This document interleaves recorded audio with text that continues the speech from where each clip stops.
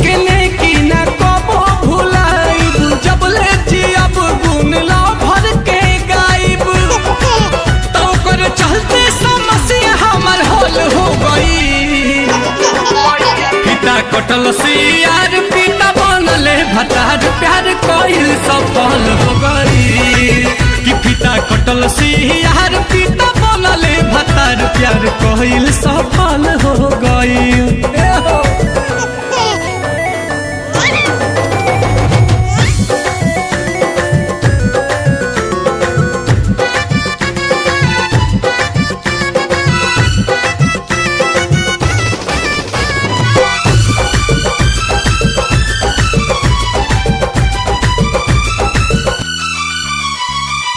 बाजारा बोला के कहल जान राख दूरी हो, पियावा खटाई दिन रात एक सूरी हो।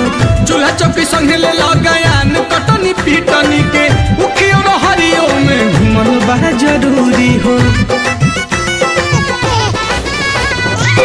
बाजारा बोला के कहल जान राख दूरी हो, पियावा खटाई दिन रात एक सूरी हो। चूल्हा चौकी संग ले लगायान कटनी पीटनी के, उखियो हरिया में घुमल बा जरूरी हो।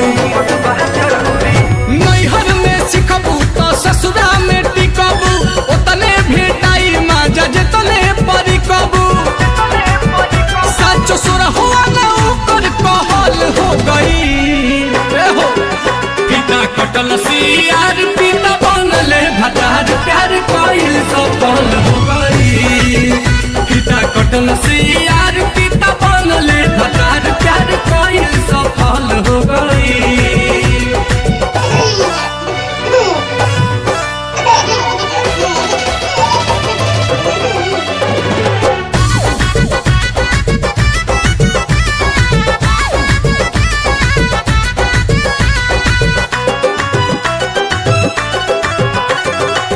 कई के भरोसा कईनी बतिया पयमल हो, उनके हदेन बानी ससुरा में जमल हो।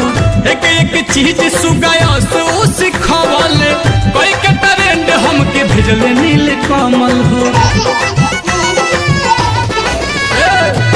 कई के भरोसा कईनी बतिया पयमल हो, उनके हदेन बानी ससुरा में जमल हो। एक एक चीज सुगायस ओ सिखवल, कई के ट्रेंड हमके भेजले नील कमल हो। सोनू सुधा करके सको ना भइल, रंग लाइल मेहनत यारवे के कइल। मुँह बबुआ के ओकरे नकल हो गई।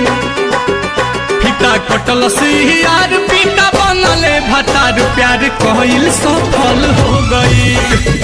पिता कटल सियार पिता बनले भतार, प्यार कइल सफल हो गई।